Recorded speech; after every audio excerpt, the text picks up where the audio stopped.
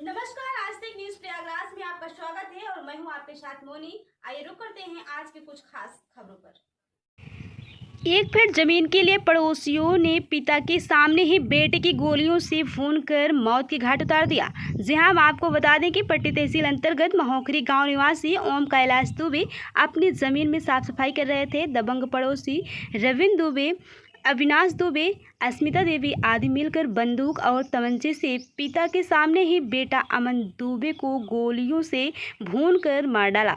इतने से भी उनको संतुष्टि नहीं मिली तो चाची को भी घर में घुसकर मारी गोली। चाची भी अस्पताल में जीवन मरण से कर रही है संघर्ष। रिपोर्ट शैलेंद्र तिवारी, आज तक न्यूज़ प्रयागराज टीम। आइए आपको भी दिखाते हैं क्या है पूरा मामला। नमस्कार, आप देख रहे हैं आज तक न्यूज प्रयागराज। मैं हूं आपके साथ विद्या राय। हम इस समय उपस्थित हैं महोखरी उड़ैयाडी पट्टी प्रतापगढ़ में। यहां पर कुछ जमीनी विवाद को लेकर दो परिवार में झगड़े हुए और आप कैमरे के माध्यम से देख सकते हैं झगड़े एक मामूली सी जमीन को लेकर हुआ जो 1 फीट से कम है। और ये झगड़ा सिर्फ झगड़ा ही नहीं रहा, इस झगड़े को लेकर जो दबंग व्यक्ति था वो एक व्यक्ति की असलहे से हत्या कर दी है। और हमारे साथ बहुत सारे संभ्रांत लोग गांव के उपस्थित हैं। हम उनसे आपकी बातचीत कराते हैं कि ये जो जमीनी मैटर था, जो हत्या कर दी गई है दबंग व्यक्ति के द्वारा, कैसे हुई और क्या मामला था। पीड़ित के पिता, आइए हम मिलवाते हैं जो पीड़ित के पिताजी हमारे साथ उपस्थित हैं। आइए उनसे बात करते हैं। सर, मेरा कुछ विवाद नहीं था, मैं अपनी इंगल सीधी कर रहा था और किसी प्रकार का कुछ नहीं कब्जा था। हमारा पहले से ही कब्जा था, यहाँ अब बाउंड्री बनी हुई है। पीड़ित के पिताजी का कहना है कि कोई भी विवाद नहीं था जमीन को लेकर। ये पूर्व में भी संभ्रांत लोगों के द्वारा ये समझौता और ये बंटवारा कर दिया गया था जो जमीन का विवाद है। और ये जो इंगल गड़ा है, ये इंगल सीधा करने को लेकर ये इतना बड़ा विवाद हुआ और एक व्यक्ति की हत्या कर दी गई है। और बताया जा रहा है कि इतना ही नहीं, जब ये लोग अपनी जान बचाकर घर में घुस गए तो दबंग व्यक्ति इतना आताताई था कि वो घर में घुसकर लोगों को जान से मारने का प्रयास किया। और जो युवक की हत्या कर दी गई है, उसकी चाची को भी युवक के द्वारा, दबंग के द्वारा गोली मार दी गई है, जिसकी हालत बहुत नाजुक बताई जा रही है। जिला अस्पताल एसआरएन में अभी भी वो भर्ती हैं और उनकी भी कोई उम्मीद नहीं है। अभी बता रहे हैं कि हालत उनकी बहुत नाजुक बताई जा रही है डॉक्टरों के द्वारा। सर, और आपकी जो हमारे पुलिस प्रशासन है और भी जो लोग हैं, हमारे नेता हैं, उनके द्वारा आपको क्या मदद मिली है सर? किसी प्रकार कोई मदद नहीं मिली। 1 तारीख को मैं पट्टी थाने गया था, एप्लीकेशन दिया था, कोई सुनवाई नहीं। बता दिया गया कि ज़मीन का हमारा मामला नहीं बनता है, यही बताया गया। लेखपाल से भी मिले थे, लेखपाल ने कहा हमारा मामला नहीं बनता है, जबकि हमारी बाउंड्री पहले से बनी हुई 2 फीट की। सर, ये जो दबंगों के द्वारा ये जो इतना बड़ा घटना किया गया, सर गिरफ्तारी हुई है? गिरफ्तारी 4 लोगों को हुई है, अभी लड़की उसकी नहीं मिली है। वो तमाम तरह का दबाव बना रही है लोगों से मिल करके। पूरा परिवार को ख़त्म कर देंगे, उसी दिन कर देते।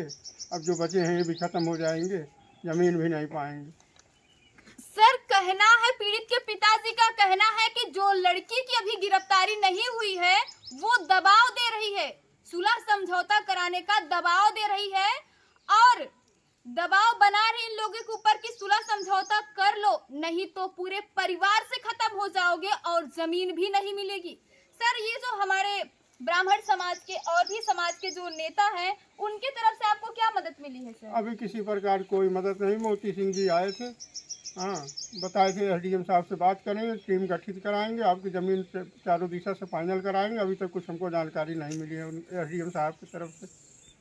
हमारे सनातन धर्म के परवीन मिश्रा जी हैं, जो कि हमारे दिन रात हमसे मिल रहे हैं, किसी प्रकार की कोई सुख दुख की बात पूछ रहे हैं, बाकी किसी ने आज तक कुछ पूछा नहीं। हम आपको कैमरे के माध्यम से दिखाना चाहेंगे कि हमारे साथ जो युवक खड़े हैं, इनके ऊपर भी फायरिंग की गई थी दबंग के द्वारा, लेकिन ये बाल बचे हैं और हम आपको दिखाना चाहेंगे कि जिस कमरे में ये लोग अपनी जान बचाकर जाकर छुपे थे, दबंगों के द्वारा उस कमरे को भी तोड़ा गया और दरवाजे को, और दबंग के हौसले इतने बुलंद थे कि घर में घुसकर युवक के साथी को भी गोली मारे हैं। उनकी हालत नाजुक बताई जा रही है, जिला अस्पताल एसआरएन में भर्ती है। ये आप कैमरे के माध्यम से दिखाना चाहते हैं कि 10 दिन हो गए घटना को, फिर भी अभी ब्लड देख रहे हैं जमीन पे है, कितना गहरा, कितना ज्यादा ब्लड अभी जमीन पर पड़ा हुआ है। आप देखिए और देखिए आप कैमरे के माध्यम से कि इस कमरे को दबंगों ने लात से मारकर दरवाजे को तोड़ा और घर में घुसकर युवक के चाची को गोली मारे और युवक को भी पूरे परिवार को गोली मारने की नीयत से, जान से मारने की नीयत से दौड़ाए थे। लेकिन कुछ लोग अपनी जान बचाकर घर में घुस गए और फिर भी दबंगों के हौसले इतने बुलंद देखे गए कि वो लोग घर में घुसकर गोली मारे।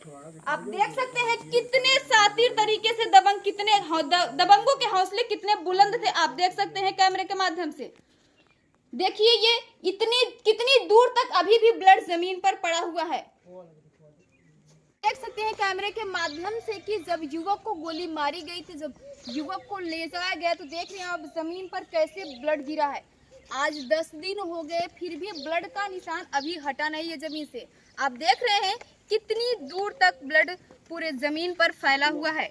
आप देख सकते हैं कैमरे के माध्यम से कि जमीन पर ब्लड पूरी तरीके से अभी तक फैला हुआ है। देख सकते हैं कि किस तरीके से जमीन पर ब्लड गिरा हुआ है और जब गोली लगी युवक को तो वो इसी रास्ते से भागता हुआ आया, अपनी जान बचाने की पूरी कोशिश किया, लेकिन फिर भी जान नहीं बचा पाया। आप देख सकते हैं किस तरीके से ब्लड पूरी जमीन पर अभी भी पड़ा हुआ है। आप कैमरे के माध्यम से दिखाइए।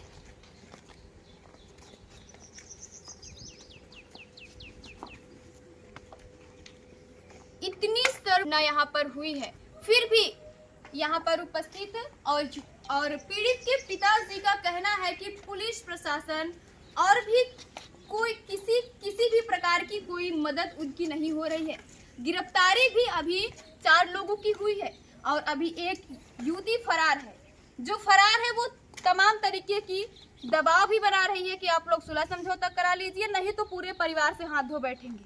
हम उपस्थित हैं जहां पर मृतक अमन दुबे की श्राद्ध हो रहा है। यहाँ पर उनकी श्राद्ध में बहुत सारे ग्रामीण के लोग आए हुए हैं।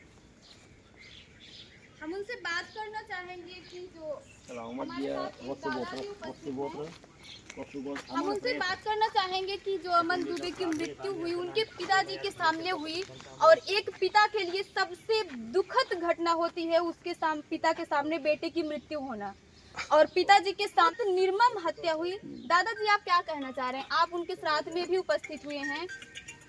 क्या हुआ, गलत हुआ है क्या? अब हम क्या करेंगे?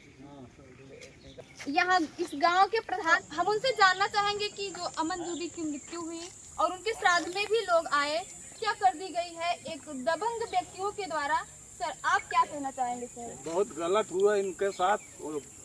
जमीन का झगड़ा चल रहा था, अदालत कोर्ट में था, वहाँ से निपटारा करते नहीं पद पंचायत बुला के गोली मारना उनका ये बहुत गलत काम था, बहुत गलत किए हैं।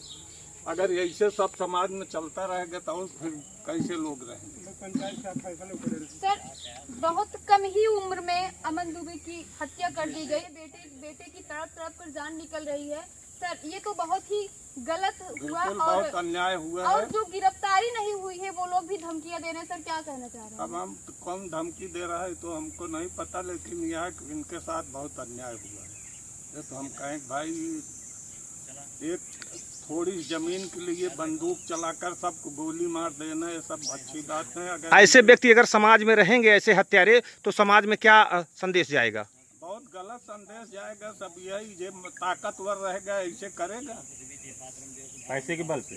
बिल्कुल ये पैसे के बल पे ज्यादा वो हुआ है। और का सब है यह सब अभी ना पाइए, आप बोलिए अपना कुछ। इस श्राद्ध में जो अमन दुबे की हत्या हुई है उसी श्राद्ध में उपस्थित है हमारे सनातन धर्म के प्रदेश अध्यक्ष माननीय प्रवीण मिश्रा जी।